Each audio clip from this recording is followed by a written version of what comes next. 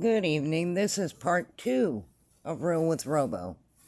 I kind of wanted to wait until after the kids went to their dad's house so that they wouldn't hear all this, because it's not something I pride myself in.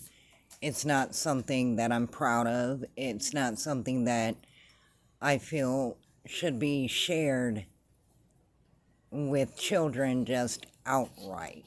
So, do forgive me for taking so long, but,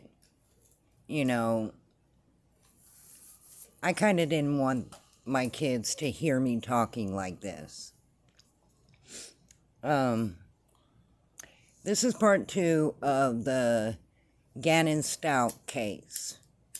Now, in part 1, we went through the criminal part of it, and now we're going to tiptoe into the insanity part of it. Me personally, she's not insane. Because, well, for one, if you listen to the psychologist and the psychiatrist for the prosecution, you would know that part of being multiple personality disorder patient and part of being a DID patient is that you suffer from psychosis. And psychotics are not idiots. And, well, in my many, many years of experience, she's an idiot.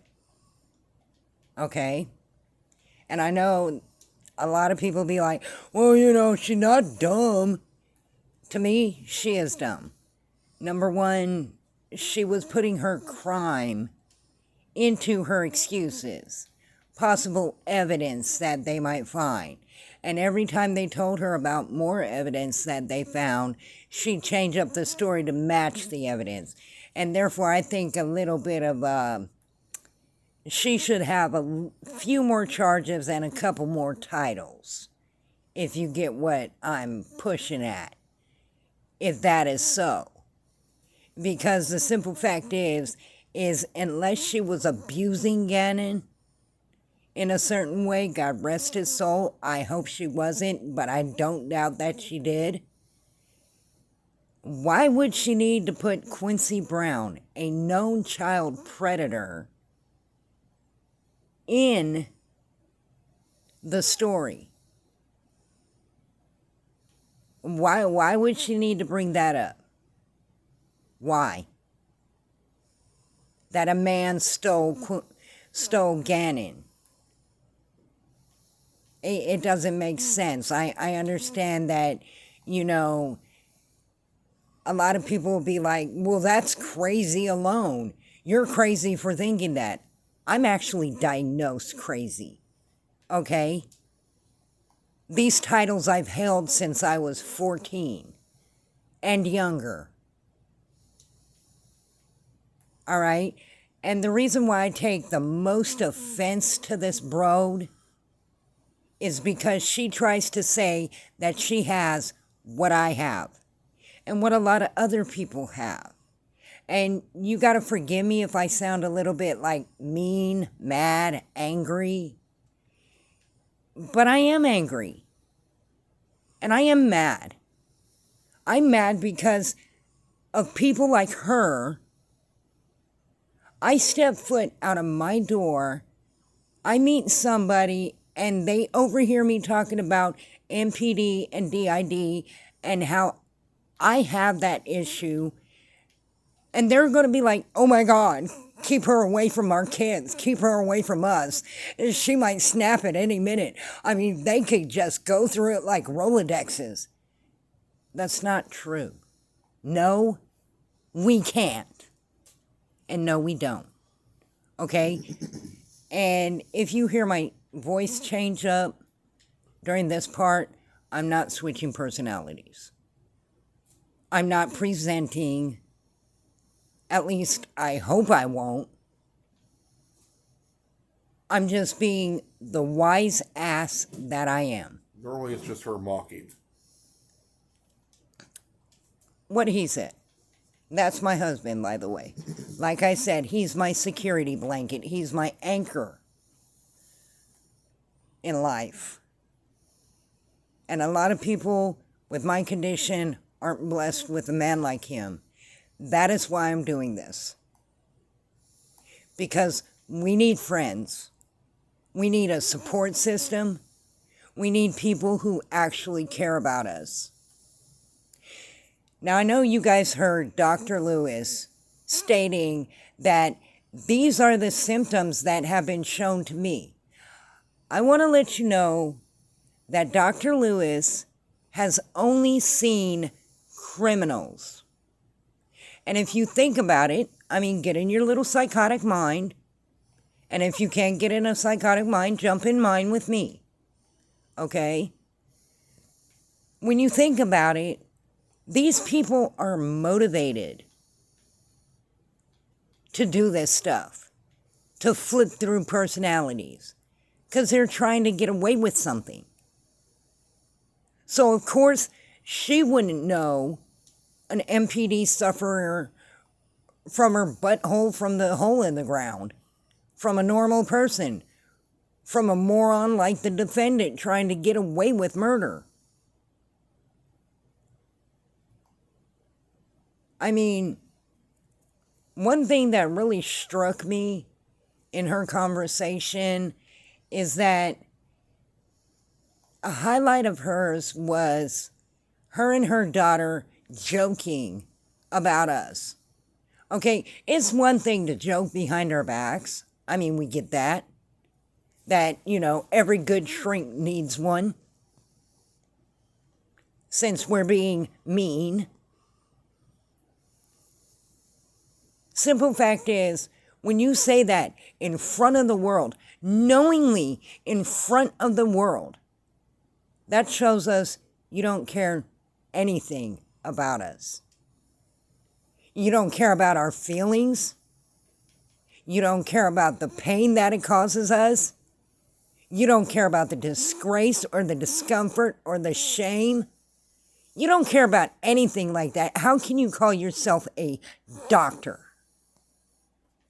That's one.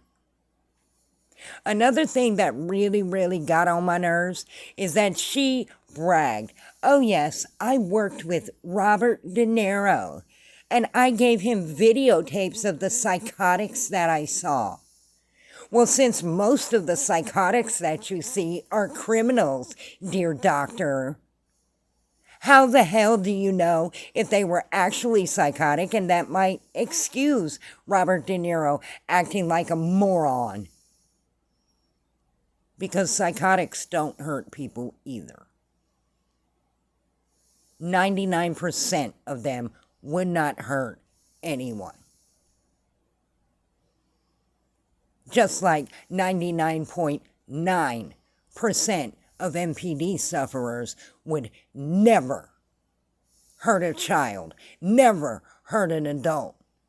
In fact, if we do realize that we have flipped personalities, we will excuse ourselves and run away because we're ashamed. So, dear doctor, other than you needing to have all of your licenses stripped by HIPAA for sharing that information, because you cannot ask a psychotic, oh, do you mind if I share this so that somebody can practice a role? They can't give you that kind of permission because supposedly they're not in their right minds, doctor. But of course you're going to give it to them so that you could be in the credits being, Dr. Lewis, it's thanks to Dr. Lewis for helping me work on this role with videotapes from her patients. You're a twat. Now, let's talk about this Maria character, because I know everybody wants to talk about the evil one that is in us. Yes, we do have volatile ones. Protectors, defenders, demons. Mine happens to be a demon. She may be a protector, she may be a defender, but she is a demon. I don't let her out. I keep her mentally chained to the floor. If you could think of somebody being chained to an unmovable source, that would be how I keep her. Because the last time she got out, I got into a fight,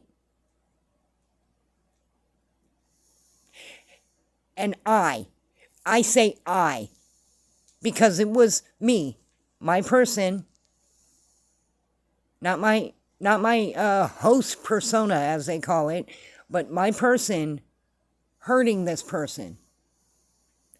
It was her, but it was me. You get what I'm saying? I couldn't do anything to stop it. I wish I could have. And if you can imagine being inside yourself and screaming, stop, no, stop, and trying hard as hell as you watch this occur, that's how it feels. That's where it's at.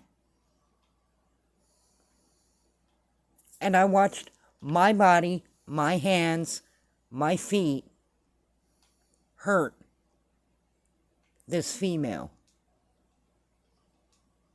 All because she said something when I was drunk and I snapped.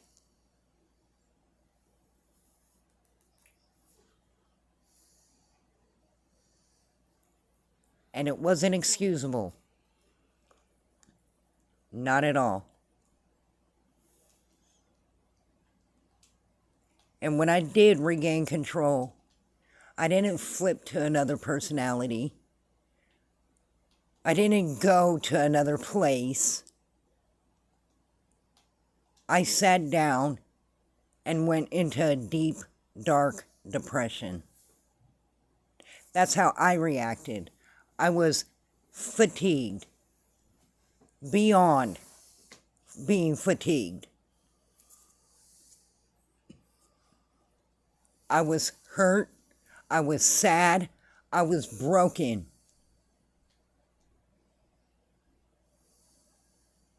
So when this broad says that her personality flipped or did whatever and she had to clean up, no. You don't do that after regaining control from a volatile personality. No.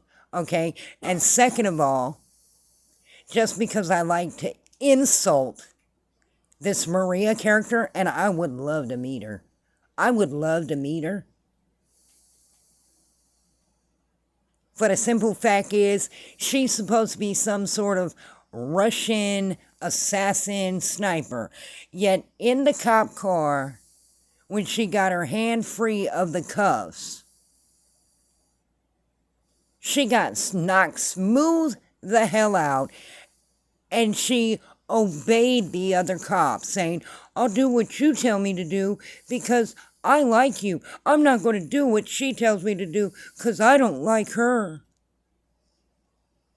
And you're a Russian-trained assassin? Where's the bloodbath? Where's the volatile personality? To me, you're pathetic. Then she wants to say, oh, she's a Russian sniper. First of all, you think a kid that's as small as Gannon, wrapped in a blanket, is a man in a cape. Well, he was standing on the bed. Okay. So you misidentified your target. Pathetic. I thought snipers' jobs were to identify their target. I thought that was like a big thing for a sniper. He's a sniper. He's a Marine scout sniper. Isn't that like part of your guys' job is to know what you're shooting at? Yeah, we usually sit and wait quite a while for what we're shooting at. But yeah, you don't really want to shoot the wrong target because mission fail. And on top of that, she shot at him 3 times and missed twice. Mission failed.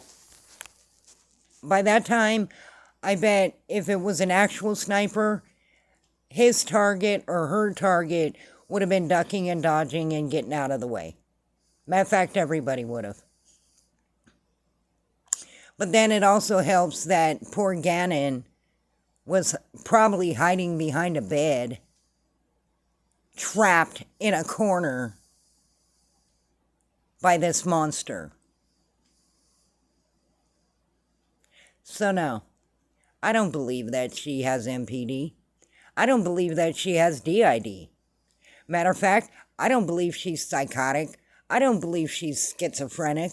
And I don't believe anything she says. I don't even believe that she has any kind of anxiety other than the normal meet and greet anxiety that everybody has.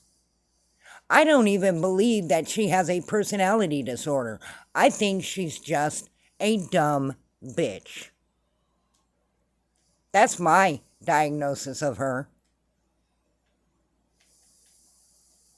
And what really got me is in the interview, she flipped from Maria to some Spanish speaker. Well, she didn't speak Spanish. I mean, how many of us can't put on a Spanish accent and throw in papi and tamale? I mean, for real? That's your Spanish Harlem sweetheart Rose. Okay? No. And then she tried to go to Ireland and say, this is my Irish personality. And I'm like, bruh, I'm part Irish, and I mean, is there anybody that you're not offending right now? Like, for real? Because your Irish accent sucks. It doesn't have a lilt to it. It doesn't have a lass or anything like that. I mean, she didn't even know any typical Irish words. Laddie, lass, mum, da, anything. And when she was in this Maria character, she was like, I'm a trained assassin, okay? Or, I'm a trained killer, okay? I'm like, you're a what? That's not how, no. What? They're more like, I'm trained killer from Russia. It's Mother Russia. I'm like, they don't say I'm a. And they don't use K. They use da. And then I thought about when Dr. Lewis said, oh, well, I saw her talking to nobody there. And I'm like, yeah, she was practicing her bunk accents. It's like, you didn't even speak in tongues. Come on. Anyone can mimic an accent. I mean, what are you trying to be, Jim Carrey over here? Give me a break. It's just,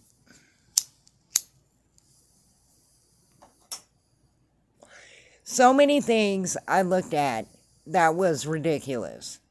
So those 3 personalities that she showed that has a Russian accent, mind you, can't speak a lick of Russian. Can't even speak like a Russian would.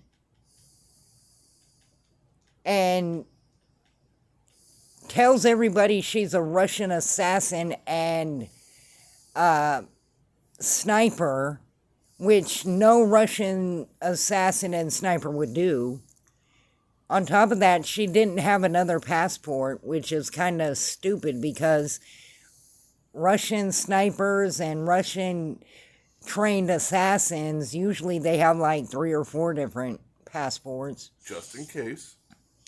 I mean, That whole thing was just like, no. And then she was like, oh, yes, I can flip. You want me to call her out? Okay, I could see if she wants to talk to you. Because we talk to each other. No, we don't. No, we don't. We don't talk to each other. We don't want to get to know each other. We don't sit there at a round table in our brains going, hey, you know what? I really need this job. So, philosopher, would you like to come out and play? No, that's not how it goes. Ugh. So much stuff in this trial. It's just, like, for real? And so then she jumps over to another volatile one that she says speaks in a Spanish accent. And then she goes, and then I couldn't find Papi. And then I thought maybe at the restaurant he would want some tamales. And I'm like, hello? I must have like 60 freaking personalities because I like to imitate different accents. Hello? How many do I have, though? At least 100. Possibly, at least one more. Let's just put it like that. And then she went from that one to a volatile Irish one. And I'm like, bruh, come on. Come on now. And then she says that Maria's a killer, then a defender, then a killer, and then a defender. And then she's I'm a trained killer, okay? I'm like, no, you're not. Because you missed twice.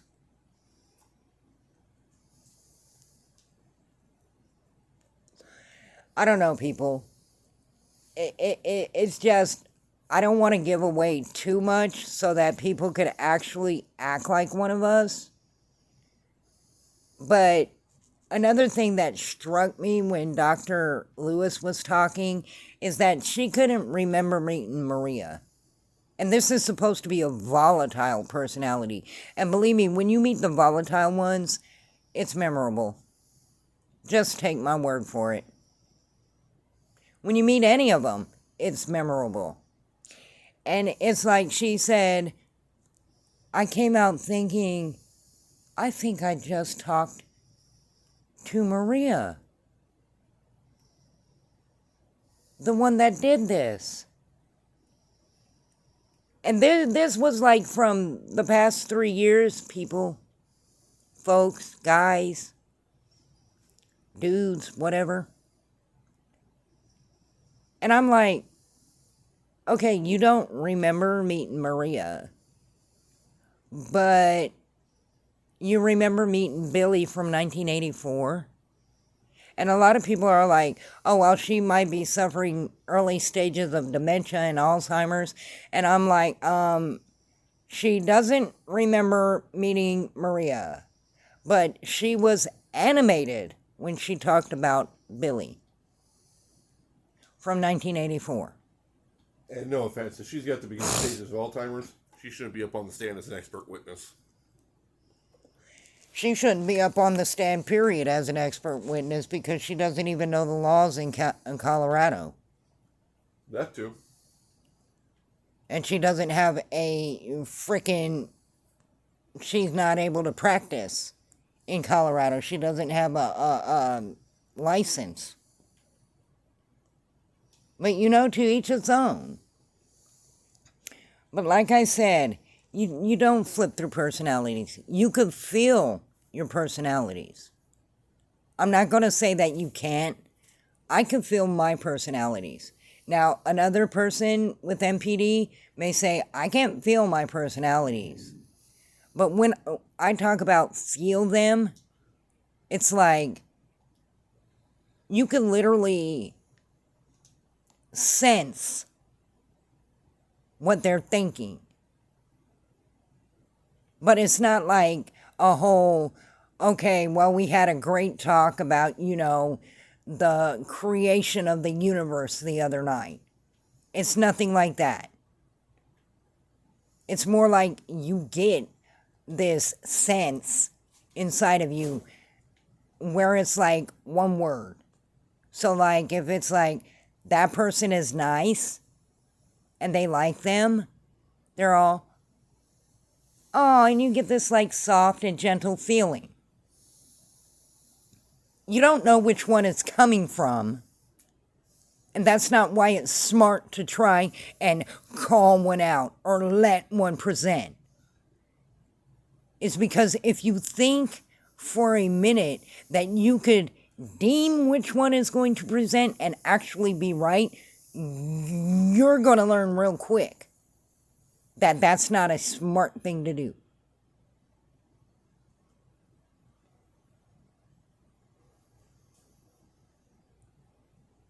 The simple fact is, though, you could sense them.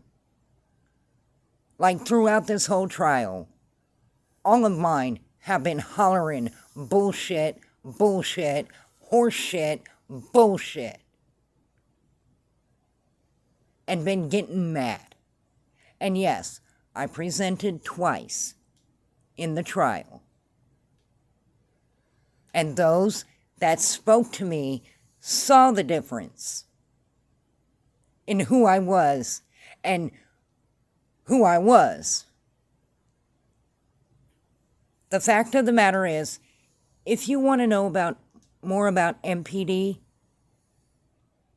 listen to the first two doctors. Yes, we do need help. We need to learn how to keep the other ones at bay. I've learned personally by making them my facets. So some mornings, you guys, you normal people, may wake up and say, you know what? I'm just fatigued today. I don't want to do nothing. I want to be lazy. I just want to sit and chill. Whatever. And you just call that lethargic. Being a sloth. And that's okay. It's kind of like that for us too, except for we can't control that. And we can't control what we do. And no, it's not like one morning I wake up and I'm in a different personality. That's not how it goes.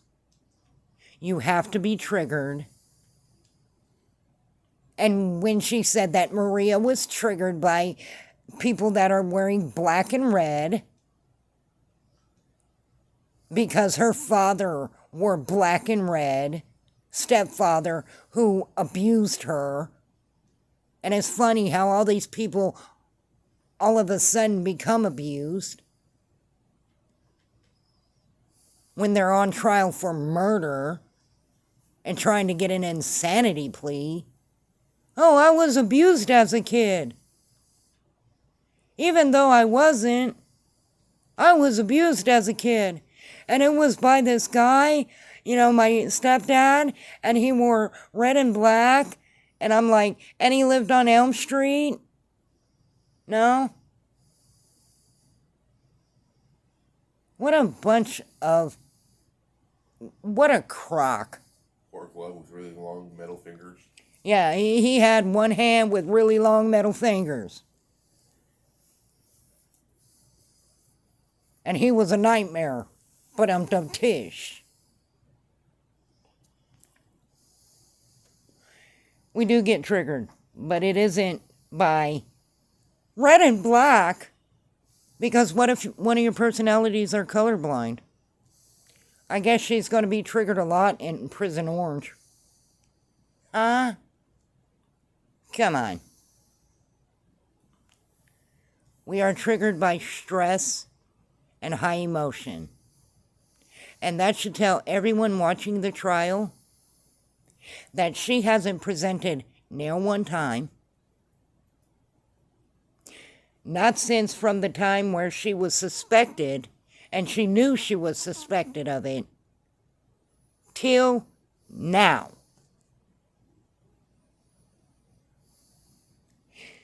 And I've got to say that all my personalities, my psychopath, my schizophrenic, everything going on in this beautiful little head of mine.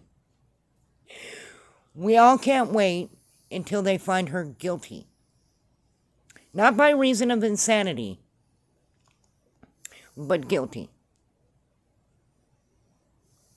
And to watch her just flip through all those emotions that she had in front of the doctor. And just watch her flip through all of them and, oh, there's Maria. Wait, isn't that the Irish one? Hold on, that's the Spanish one. Oh, look, hey, papi. I can't wait. She deserves it. As a PSA, though, don't be afraid of us. You could be wary of us because some people don't even know they have it.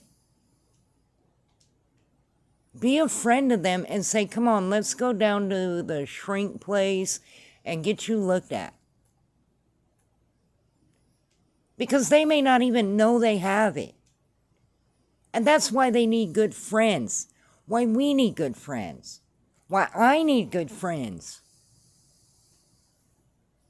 Is so they could say, hey, you know what, Robo?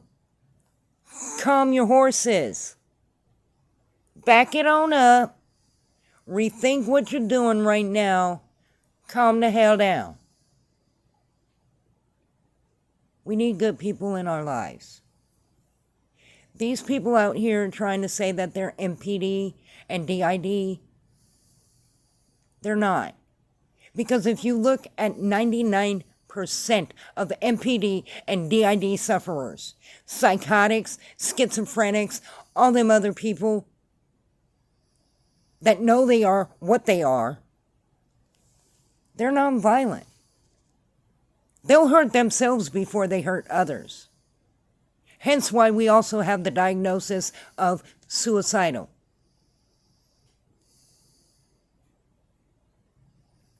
What you need to be afraid of is people like that broad, the defendant. Because she will lie, she will manipulate, she will try every little thing in the book.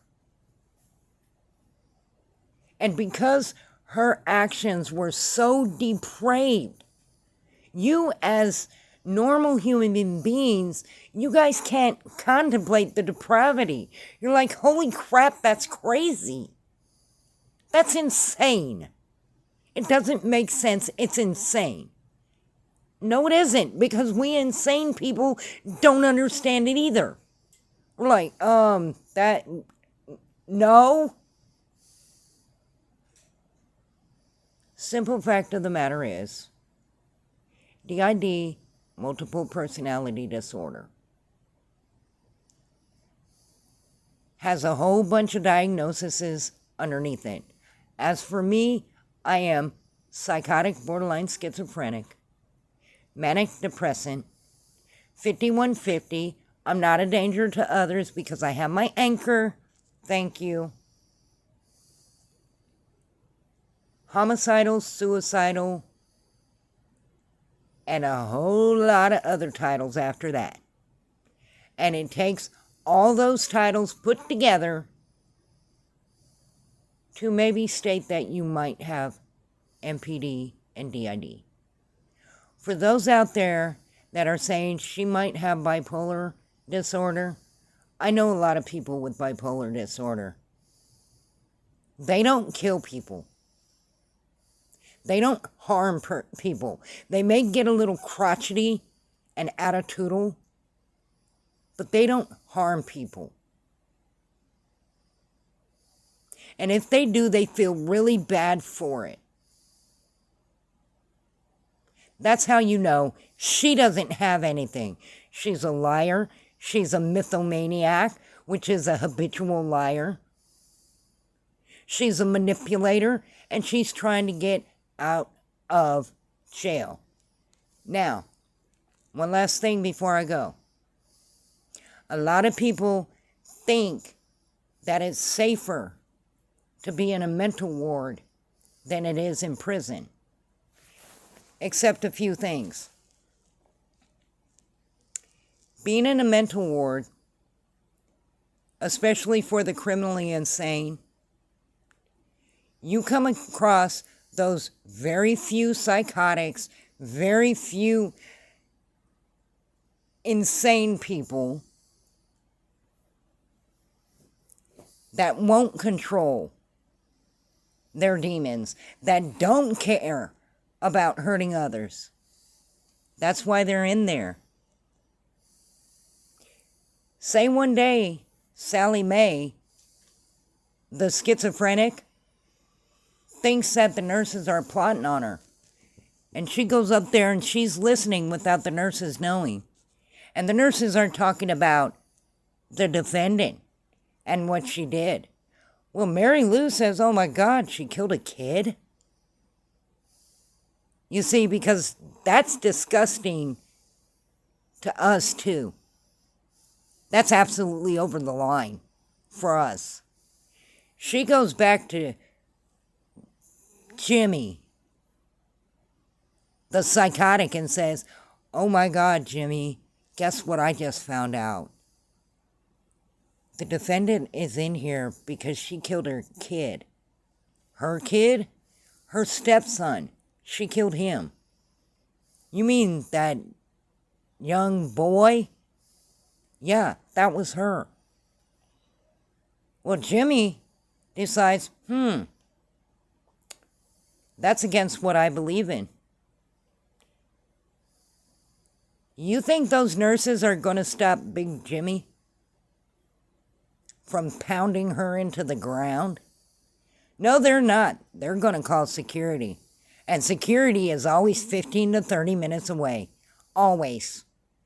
Always, because they're right in the middle of the hospital. So when security gets called, they have to run all the way to the elevator. Wait until you get up all the way to the 3rd floor or whatever. Then boom, bam, boom, go to the criminally insane ward. Oh, look, you're dead. And when Jimmy gets in front of the judge, he looks at the judge and says, yes, I did it. Because killing kids is wrong. It's against what I believe in, sir.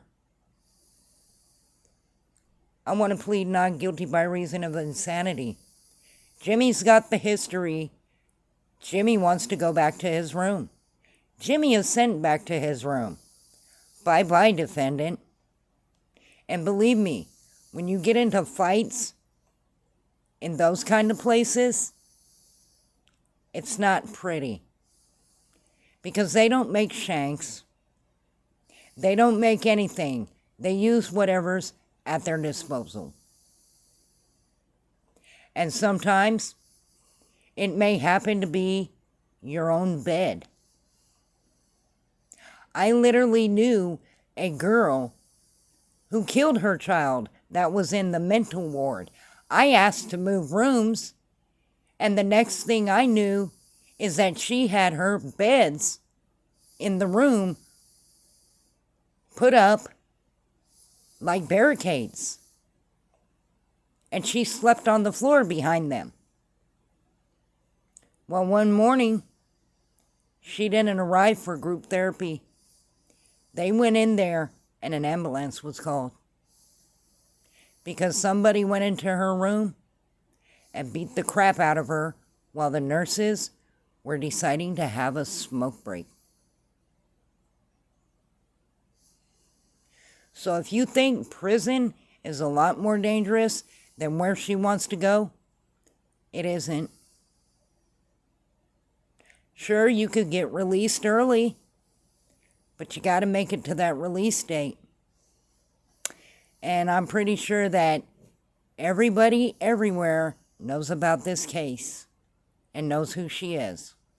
As for me, don't give her no medicine. Not our meds. Because she wants them to take her mind and make it blank, zombie state. No. Make her live with that. Put her in solitary confinement. Make her beg for insanity to take her. And please, understand, MPD sufferers, We don't do nothing that she does. That is not how we act. And that's real with Robo.